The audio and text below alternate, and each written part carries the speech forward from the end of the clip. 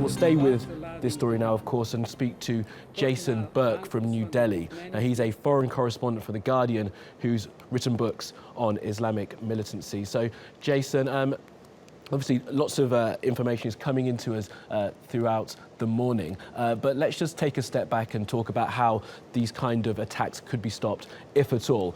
How can an organisation like Daesh be tackled by security forces? Well, I think it's pretty clear that the Belgian authorities here have made some very serious errors. They will no doubt be saying that they don't have resources, that they were overcome by the sheer number of different leads they were meant to be pursuing and so forth. I mean, there'll be a whole range of excuses. But the truth is that though it can be justified very often to not counter an unknown threat, it's very rare that a known threat of this nature is allowed to continue. From what we know so far, the Bakraoui brothers were both known to local authorities, were known to have been connected to the Paris attacks, were known to have a background in violent crime, possibly arms, all of which would have indicated that they were a very serious threat, and that they were still able to commit a suicide attack 4 months after a previous such attack in France seems to me to be incredible. So before we even start talking about how to tackle Daesh going forwards, we need to look very closely at the failures of Belgian authorities to just conduct basic operational basic operational guidelines in this particular case. Absolutely, but Jason, what do you put that down to? I mean, this is Belgium. It's in the centre of Europe. It's not a country that's struggling economically. Why can't they be able to tackle the threat that's within its borders? There are various problems. The threat is quite significant, but more than that, they have a whole range of problems which are not actually unfamiliar either in Europe or elsewhere in the world, and that is they have a degree of political instability. Belgium has never really successfully reconciled two major local communities of Flemish-speaking and French-speaking.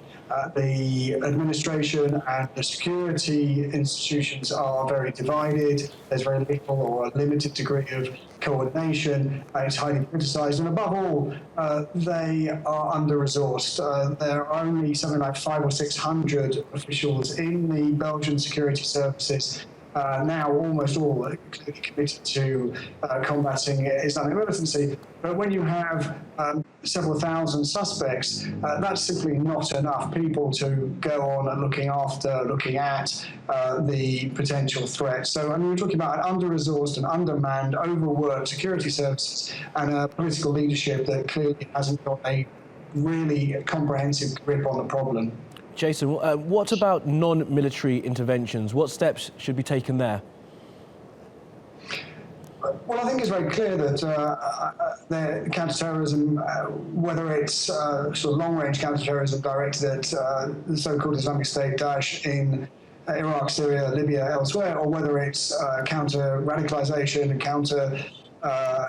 or efforts to counter the threat in Belgium itself, in Europe itself, is going to necessarily include a series of different elements. Some of those elements are likely to be hard-edged, if you like, coercive, that's incarceration or elimination the individuals who pose a threat by a variety of means. But alongside that, clearly there has to be a whole range of comprehensive efforts to break up the networks, to undermine the various complicated factors that lead young men in these communities into radicalization. And the one thing that we do know much more about is the process of radicalization now.